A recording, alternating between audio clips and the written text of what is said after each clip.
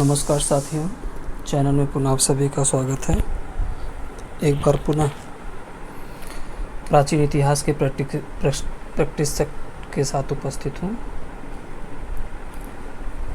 देखते हैं आज का जो क्वेश्चन है, जो आपके लिए टीजीटी पीजीटी यूजफुल रहेगा और साथ ही साथ यह प्रैक्टिस सेट जो होगा वनडे एग्ज़ाम के लिए भी कारगर होगा। ठीक है ना। अगले प्रश्न की तरफ चलते हैं, देखते हैं। पूछा है कि अशोक ने अपने शासनकाल में तक्षशिला में हुए विद्रोह को दबाने के लिए किसे भेजा था। तो अशोक ने पूछ रहा है कि अपने शासनकाल में जो तक्षशिला में विद्रोह हुआ था अशोक के समय में, उसके समय में विद्रोह को दबाने के लिए किसे भेजा था। तो किसे भेजा था? कुणाल को भेजा था, है ना। अपने पुत्र कुणाल को इसने तक्षशिला में हुए विद्रोह को दबाने के लिए भेजा था। अगला प्रश्न है, मौर्य काल में गुप्तचरों को क्या कहा जाता था। यानी कि मौर्य वंश में या मौर्य काल में शासक जो होते थे वो गुप्तचर रखा करते थे, तो गुप्तचरों को कहा जाता था गूढ़ पुरुष। क्या कहा जाता था? गूढ़ पुरुष। अगला प्रश्न है, सूची फर्स्ट को सेकंड से सम्मिलित करना है। तो सूची फर्स्ट को सेकंड से सम्मिलित करना है, तो कैसे सम्मिलित करेंगे? एक तरफ जो है यह शब्दावली दी गई है जो उस समय गुप्त काल में खासकर जो शासक होते थे उनके कार्य दिया है, उनके पद दिए हैं। तो देखते हैं, इसको मिलान करते हैं। तीर्थ क्या कहलाते थे? तीर्थ जो होते थे ये उच्च स्तर का अधिकारी होता था। तीर्थ कौन होता था? उच्च स्तर का अधिकारी होता था। समाहर्ता जो होता था राजस्व विभाग का प्रधान अधिकारी होता था। जो समाहर्ता होता था ना, वो राजस्व विभाग देखा करता था। सन्निधाता जो होता था वो कोषाध्यक्ष होता था। सन्निधाता जो होता था वो कोषाध्यक्ष होता था। और महामार्त्य सर्प कौन होता था?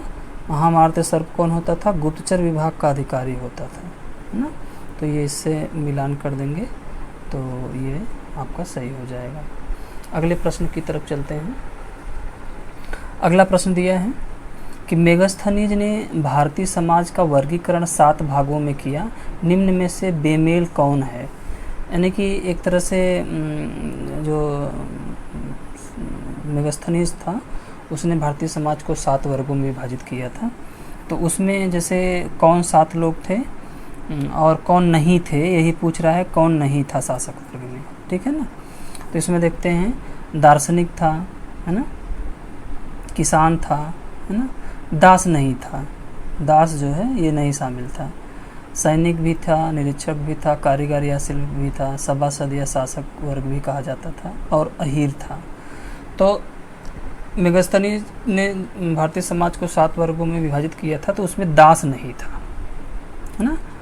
कौन बेमेल था, यानी कि किसको शामिल नहीं किया गया था? दास शामिल नहीं किया गया था। अगले प्रश्न की तरफ चलेंगे।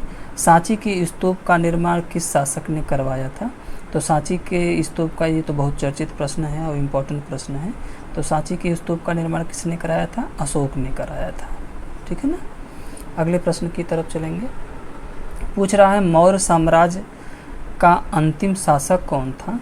तो मौर्य साम्राज्य का अंतिम शासक कौन था? बृहद्रथ, है ना। मौर्य साम्राज्य का अंतिम शासक बृहद्रथ था, ठीक है ना। यह सही होगा। अगला प्रश्न देखते हैं।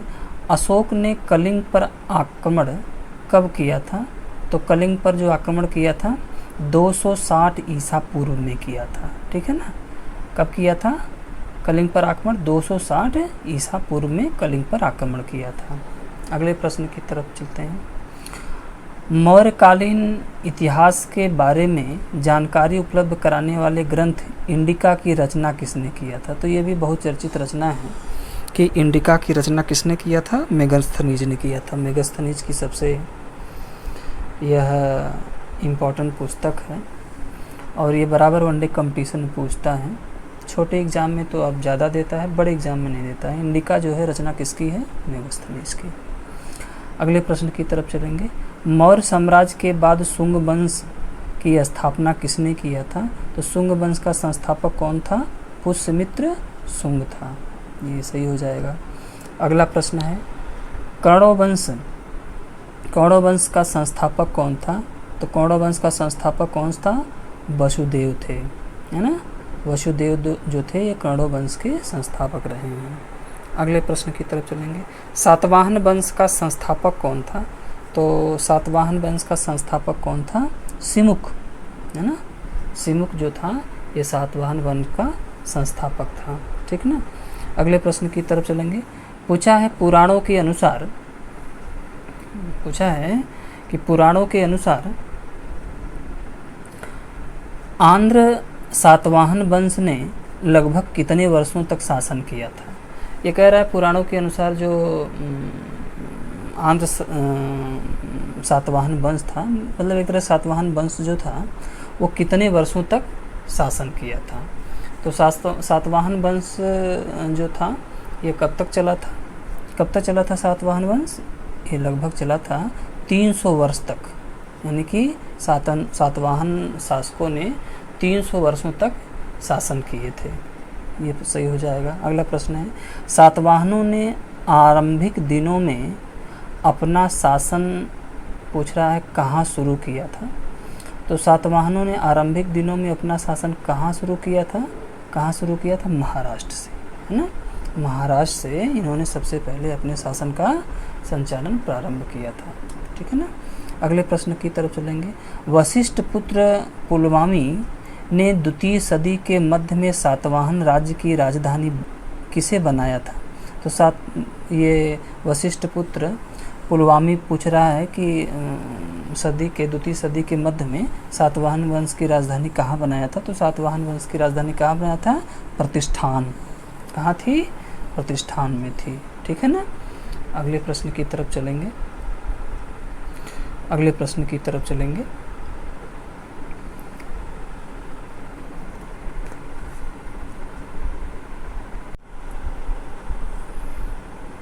अगला प्रश्न है किस अभिलेख से ज्ञात होता है कि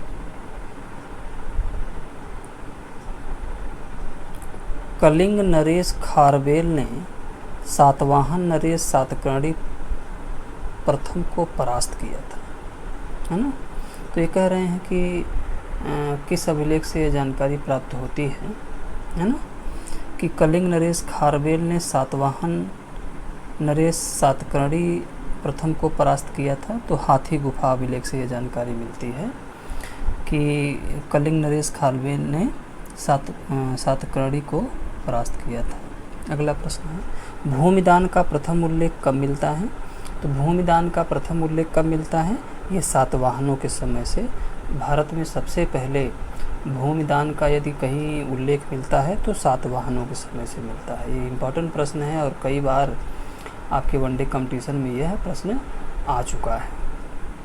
अगला प्रश्न है किस सातवाहन नरेश ने गाथा सप्तशती नामक महत्वपूर्ण कृति की रचना की थी? तो गाथा सप्तशती जो हाल की रचना है, सातवाहन नरेश रहे हाल, इन्हीं की यह पुस्तक है गाथा सप्तशती। अगला प्रश्न है सातवाहनों के समय में सर्वाधिक सिक्के किस धातु के उत्कीर्ण कराए गए थे? तो सातवाहनों के समय में सबसे अधिक सिक्के जो जारी किए गए थे, किसके जारी किए गए थे? सीसा का, शीशे की जो सिक्के थे या मुद्रा थी, यह जो है सातवाहन शासकों के समय में उत्कीर्ण किए जाते थे। अगला प्रश्न है सातवाहन शासक वशिष्ठ पुत्र पुलमावी जिसका विवाह शक महाक्षत्रप रुद्रदामन की पुत्री से हुआ ने कौन सी उपाधि धारण की थी? यानी कि ये कह रहे हैं वशिष्ठ पुत्र पुलमावी का विवाह रुद्रदामन की पुत्री से हुआ था, तो कौन सी उपाधि उसने धारण कर लिया था? तो दक्षिणापथेश्वर की उपाधि उसने धारण कर लिया था। ये इम्पोर्टेंट प्रश्न है। अगला प्रश्न है अमरावती में निर्मित बौद्ध स्तूप के चारों ओर वासिष्ठिनी का निर्माण किस शासक के शासनकाल में हुआ था? तो वासिष्ठिनी का निर्माण जो है किस शासक के शासनकाल में हुआ था? वशिष्ठ पुत्र पुलमावी के समय में हुआ था। अगला प्रश्न है अशोक द्वारा निर्मित सांची के स्तूप का आकार किस वंश के शासकों ने दुगुना करा दिया था? तो सांची के स्तूप को किस शासकों ने दुगुना करा दिया था? शुंग शासकों ने, है ना। अगला प्रश्न है पूछ रहा है कि सातवाहन शासकों की राजकीय भाषा क्या थी। तो सातवाहन शासकों की राजकीय भाषा क्या थी? प्राकृत थी। यानी कि प्राकृतिक जो है, प्राकृतिक नहीं प्राकृत कहा जाता है, प्राकृत जो है यह सातवाहनों की राजकीय भाषा थी। इम्पोर्टेंट प्रश्न है, कई बार आया कंपटीशन में।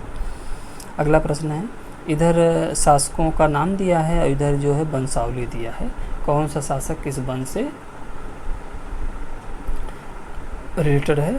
तो मिनांडर जो था ये ग्रीक शासक था। मिनांडर जो था यह ग्रीक शासक था। रुद्रदामन प्रथम जो है शक शासक था, है ना।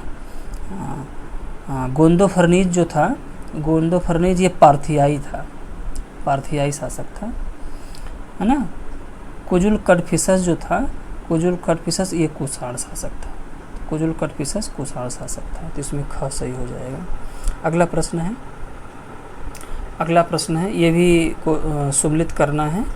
एक तरफ जो है पुस्तक का नाम दे दिया है और दूसरी तरफ क्या कर दिया है, वो उसके लेखकों का नाम दे दिया गया है।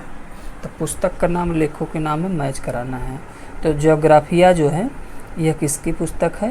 ये ज्योग्राफिया स्ट्रैबो की पुस्तक है। स्ट्रैबो की पुस्तक है ज्योग्राफिया। नेचुरल हिस्ट्री जो है यह प्लिंटी की पुस्तक है, ठीक है ना।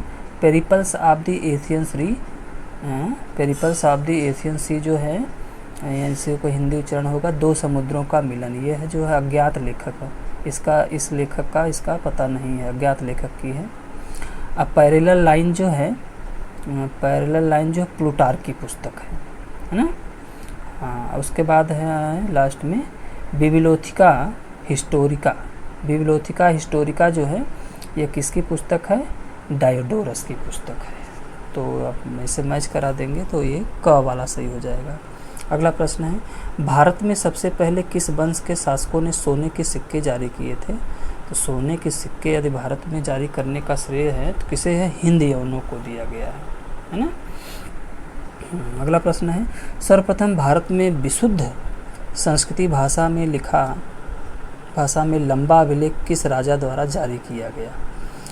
यानी कि कह रहे हैं कि विशुद्ध संस्कृत भाषा में और सबसे लंबा अभिलेख जो है किस राजा ने जारी किया था? तो किस राजा ने जारी किया था? शक राजा रुद्रदामन के द्वारा जो है सबसे लंबा संस्कृत भाषा में लिखा गया अभिलेख रहा है। तो ये भी इम्पोर्टेंट ही है, बहुत ही इम्पोर्टेंट है। अगला प्रश्न है, किस राजा के शासनकाल में ईसाई धर्म प्रचारक सेंट थॉमस जो है भारत आया था? तो सेंट थॉमस जो था गोंदोफर्नीज के समय में भारत आया था। ये भी कई बार क्वेश्चन आ चुका है। गोंदोफर्नीज जो था, गोंदोफर्नीज के समय में ही यह जो है सेंट थॉमस भारत आया। अगला है, निम्न को कालानुक्रम सजाइए। तो कालानुक्रम के अनुसार सजाइए, तो देखते हैं। तो कालानुक्रम के अनुसार देखते हैं क्या क्या दिया है। पहलो दिया है, हिंद यवन दिया है, कुषाण दिया है, शक या पार्थियाई दिया है। तो सबसे पहले तो हिंद यवन होगा, 2 हो गया हिंद यवन। उसके बाद कौन आए? शक आए, है ना। शक के बाद पहलो आए, है ना। पहलो के बाद अंत में कुषाण आए। तो हो जाएगा 2 4 1 3, तो ख सही हो जाएगा। 2 4 1 3 सही है ये जो। अगला प्रश्न है, भारत की निम्न विधाओं में से किस पर यूनानी प्रभाव दृष्टिगत नहीं होता है? तो कौन सा यूनानी प्रभाव दृष्टिगत नहीं होता है? तो यूनानी प्रभाव में दृष्टिगत योग विधि के बारे में जानकारी, योग विधि के बारे में जानकारी ये यूनानी प्रभाव इसमें नहीं दिखता है। बाकी सिक्के ढालना, ज्योतिष शास्त्र और नक्षत्र विज्ञान ये सब जो है इसमें यूनानी प्रभाव दृष्टिगत होता है। अगला क्वेश्चन है, किस कुषाण शासक ने सर्वाधिक स्वर्ण मुद्राएं जारी की थी? तो किस कुषाण शासक ने सर्वाधिक स्वर्ण मुद्राएं जारी की थी? तो कडफिसस द्वितीय ने सर्वाधिक सोने की मुद्राएं जारी की थी। इम्पोर्टेंट प्रश्न है ये। अगला प्रश्न है, किस वंश के शासकों ने छत्रप प्रणाली का प्रयोग किया था? तो छत्रप प्रणाली का जो प्रयोग किया गया था ये सबसे पहले कुषाणों ने किया था ना। इम्पोर्टेंट प्रश्न है, कुषाणों ने किया था। अगला प्रश्न है, निम्न में किसने सर्वप्रथम दक्षिण में अपनी सत्ता की स्थापना की थी? तो दक्षिण में अपनी सत्ता की स्थापना सबसे पहले किसने की थी? सातवाहनों ने की थी। है ना। तो दक्षिण में अपनी सत्ता की स्थापना सातवाहनों ने सबसे पहले की थी, है ना। अगला प्रश्न है, पूछा है कि भारत में, है ना, भारत में चमड़े के जूते बनाने का प्रचलन सर्वप्रथम किसके समय में हुआ था? तो चमड़े के जूते बनाने का जो प्रचलन था यह कुषाण शासकों के समय में था, है ना। ये भी इम्पोर्टेंट है और कई बार आया भी है। अगला प्रश्न है, काव्य शैली के अंतर्गत लिखा गया प्रथम अभिलेख किसका है? तो काव्य शैली के अंतर्गत लिखा गया पहला अभिलेख किसका है? तो रुद्रजामन का जूनागढ़ अभिलेख। ये भी क्वेश्चन कई बार आया है काव्य शैली का। अगला प्रश्न है, पूछा है हेलियोडोरस नामक यवन राजदूत जिसने बेसनगर में गरुड़ ध्वज की स्थापना की किस यवन शासक द्वारा भेजा गया था? यानी कि जो हेलियोडोरस राजदूत था तो ये किस शासक द्वारा भेजा गया था? तो किसके द्वारा भेजा गया था? एंटियालकिडस द्वारा, है ना। एंटियालकिडस द्वारा यह हेलियोडोरस नामक राजदूत भेजा गया था, है ना। तो अगला प्रश्न है, ये भी क्वेश्चन आया है कई बार। अगला प्रश्न है, प्रसिद्ध रेशम मार्ग पर किस वंश के शासकों का अधिकार था? तो रेशम मार्ग पर जो है कुषाण शासकों का एक अधिकार था, है ना। रेशम मार्ग पर कुषाण होगा इसमें। अगला प्रश्न पूछ रहा है, अगला प्रश्न पूछ रहा है, सर्वप्रथम रोम के साथ किस लोगों का व्यापार प्रारंभ हुआ? यानी रोम देश के साथ जो है किन लोगों का व्यापार सबसे पहले प्रारंभ हुआ था? तो तमिलों एवं चेरों का व्यापार जो है, तमिलों एवं चेरों का व्यापार जो सबसे पहले रोम से शुरू हुआ था। अगला प्रश्न है, किस शासक ने शकों का उन्मूलन कर विजय के उपलक्ष्य में सर्वप्रथम चांदी के सिक्के जारी किए थे? ये देखिए क्वेश्चन आया है, इसके क्वेश्चन की प्रकृति कई प्रकार का इसका पूछा गया है। तो शकों के उन्मूलन के बाद जो है चंद्रगुप्त ने क्या किया था? चांदी के सिक्के सबसे पहले जारी किया था। ये पूछ रहा है कि किस शासक ने शकों के उन्मूलन के विजय के उपलक्ष्य में सर्वप्रथम चांदी के सिक्के जारी किए थे? तो चंद्रगुप्त ने जारी किए थे। अगला प्रश्न है, कनिष्क द्वारा शक संवत की शुरुआत कब की गई थी? तो शक संवत की शुरुआत कब की गई थी? 78 ईस्वी में की गई थी। कब की गई थी? 78 ईस्वी ही शक संवत है। अगला प्रश्न है, इसका भी क्वेश्चन कई बार आया है। अगला प्रश्न, चार धातुओं सोने, चांदी, तांबा, सीसा, है? चार धातुएं सोना, चांदी, तांबा, सीसा के सम्मिश्रण से बनने वाले सिक्के को क्या कहा जाता था? यानी कि अगर सबको मिला दिया जाए तो क्या कहा जाता था? करसापण। यानी कि कई प्रकार की धातुएं यदि मिला दी जाती थी तो उसे क्या कहा जाता था? करसापण कहा जाता था, है ना। अगला प्रश्न है, अगला प्रश्न है, सूची फर्स्ट को सेकंड से सुम्मिलित करना है। तो देखते हैं इसको।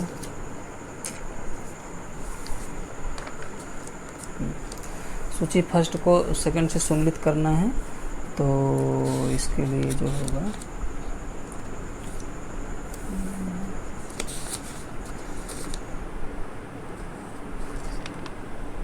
आर्यभट्ट पूछा है। आर्यभट्ट, तो आर्यभट्ट का हो जाएगा किस क्षेत्र में पारंगत थे? तो क्षेत्रमिति के ज्यामिति और त्रिकोणमिति का वास्तविक जन्मदाता इन्हें माना जाता है ना। और क्या पूछा है? और पूछा है नागार्जुन को किस क्षेत्र के लिए जाना जाता है? तो नागार्जुन को किस क्षेत्र के लिए जाना जाता है? इसमें देखते हैं कि नागार्जुन को किस क्षेत्र के लिए जाना जाता है। तो ये आयुर्वेद एवं रसायन शास्त्र के क्षेत्र में एक नवीन युग का सूत्रपात इन्होंने किया था, है ना। और देखते हैं, हाँ, दिग्नाक को किस नाम से जाना जाता था? तो ये हो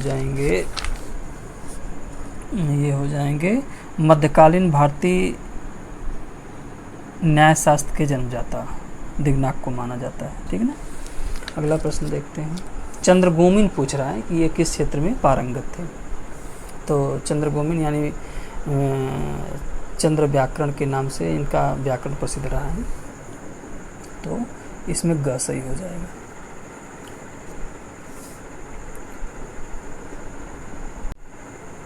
अगले प्रश्न की तरफ चलेंगे। पूछ रहा है कि सोने के सर्वाधिक शुद्ध सिक्के किसने जारी किए थे। अब देखिए, सोने के सर्वाधिक सिक्के तो वहाँ हिंद एवं हो जाएगा, और सोने के सर्वाधिक शुद्ध सिक्के तो यहाँ कुषाणों ने जारी किए थे। थोड़ा बारीकी से समझ लीजिएगा। शुद्ध सोना, शुद्ध सिक्का पूछ लेगा तो कुषाण लगाइएगा। प्रथम बार सिक्का जारी किया भारत में तो हिंद एवं लगाइएगा, ठीक है ना। इस तरह से अगला प्रश्न है, ये भी सूची फर्स्ट को सेकंड से सुमिलित करना है। एक तरफ जो है ये आपके जो जन्मदाता रहे हैं, लेखकों के नाम रहे हैं, और दूसरी तरफ जो है इनकी उपाधि रही है कि कौन कौन सी उपाधि इन्होंने धारण किया था, ठीक है ना। तो देखते हैं, नागार्जुन की उपाधि कौन सी थी? आइंस्टीन।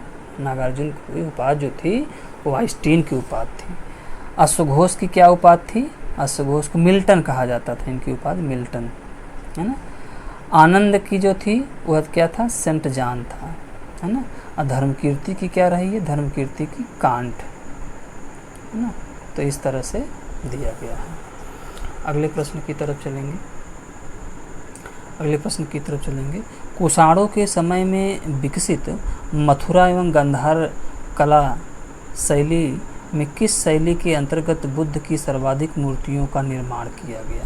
यानी कुषाणों के समय में जो मथुरा कला एवं गांधार कला शैली में जो विकसित किया गया, तो उसमें पूछ रहा है कि बुद्ध की सर्वाधिक मूर्ति जो है किस शैली में सर्वाधिक जो है निर्मित थी। तो किस शैली में सर्वाधिक निर्मित थी? गांधार शैली। बुद्ध की सर्वाधिक जो मूर्ति निर्मित की गई गांधार शैली में ही मिलती है। अगले प्रश्न की तरफ चलेंगे। अगला प्रश्न पूछा है कि बुद्ध की सबसे पुरानी मूर्ति कहाँ से मिली थी?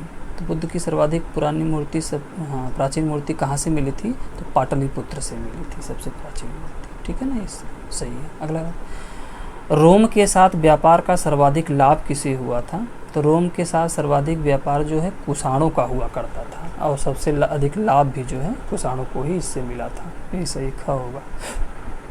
अगला प्रश्न है, निम्न में से किस विद्वान ने कनिष्क की राजसभा को सुशोभित नहीं किया? ये कह रहे हैं निम्न में से किस विद्वान ने कनिष्क की राजसभा में सुशोभित नहीं किया, यानी कि इसमें से कौन कनिष्क की राजसभा में नहीं था?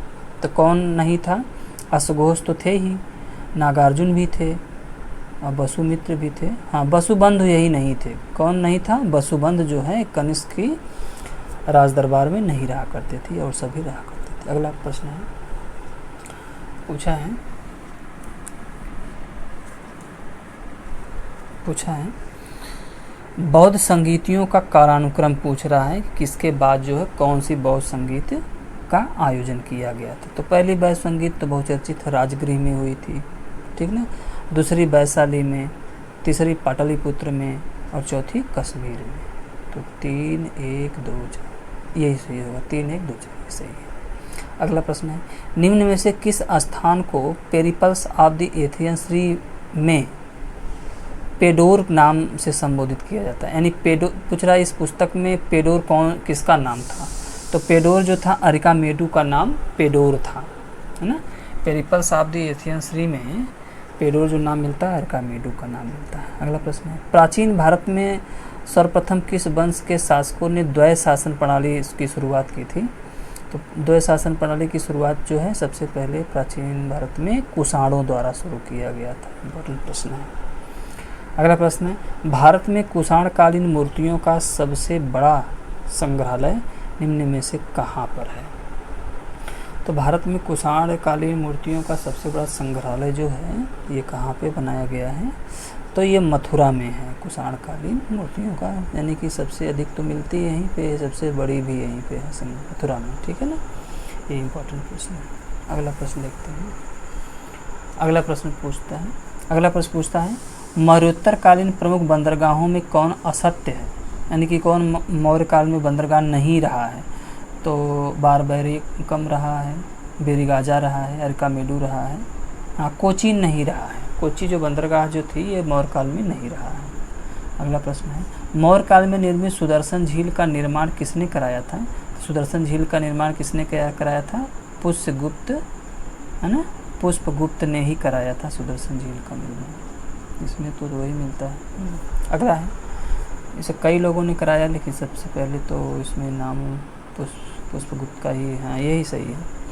अगला प्रश्न है, गुप्त किसके सामंत थे? ये भी देखिए कई बार प्रश्न आया, गुप्त किसके सामंत थे? तो कुषाणों के सामंत थे गुप्त, है ना। गुप्त वंश का संस्थापक कौन था? तो जान रहे हैं श्री गुप्त रहे हैं। अगर गुप्त वंश और श्री गुप्त मिले रहे हैं, लेकिन इनका कोई अब लिखित साक्ष्य नहीं मिलता है। अगर वास्तविक पूछ दे संस्थापक तो चंद्रगुप्त प्रथम हो जाएगा। अगला प्रश्न है, गुप्त वंश के किस शासक ने सर्वप्रथम महाराजाधिराज की उपाधि धारण की? देखिए यहाँ भी कन्फ्यूजन होता है। तो महाराजाधिराज की उपाधि चंद्रगुप्त प्रथम ने धारण किया था, है ना। अगला प्रश्न है, सूची फर्स्ट को सेकंड से सम्मिलित करना है। तो प्रयाग प्रशस्ति के लेखक कौन रहे हैं?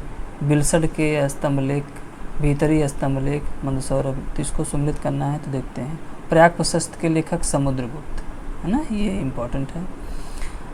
हाँ, बिलसड जो स्तंभलेख है ये कुमारगुप्त का बिलसड है।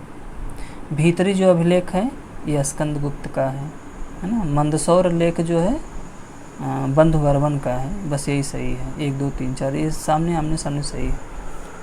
अगला प्रश्न है, पूछ रहा है मेहरौली का स्तंभलेख किस शासक से संबंधित है? तो मेहरौली का स्तंभलेख यह चंद्रगुप्त द्वितीय से संबंधित है ना। अगला प्रश्न है, किस गुप्त शासक को कविराज की उपाधि दी गई थी? तो कविराज की उपाधि समुद्रगुप्त की कविराज की उपाधि है। इंपॉर्टेंट प्रश्न है, ये आया है कई बार कंपटीशन में। अगला प्रश्न है, अमरकोश में कुल कितने प्रकार की भूमि का वर्णन मिलता है? तो अमरकोश में कितने प्रकार की भूमि का वर्णन मिलता है? अमरकोश में 16 12, यही 12 होगा सही, 12 प्रकार की भूमियों का वर्णन मिलता है। चलिए साथियों, ठीक है। और जैसा कि मुझे विश्वास है कि वीडियो आपको अच्छी लगी होगी। फिर अगली वीडियो में आपको मैं प्रैक्टिस कराता रहूँगा। तो वीडियो आपको कैसी लगी आप ज़रूर कमेंट बॉक्स में लिख के भेजिएगा। वीडियो को शेयर करना, सब्सक्राइब करना ना भूलिए। जो साथी हमारे नए जुड़ना चाहते हैं, अगर मेरे साथ प्रैक्टिस करना चाहते हैं तो वीडियो को ज़रूर सब्सक्राइब करें, है ना, शेयर करें और साथ ही साथ बेल आइकन को भी दबा दें ताकि मेरी नई वीडियो जैसे भी अपलोड होती है वैसे ही आपको आप तक पहुंच जाएगी। तब तक के लिए बहुत बहुत धन्यवाद, बहुत बहुत शुभकामनाएं।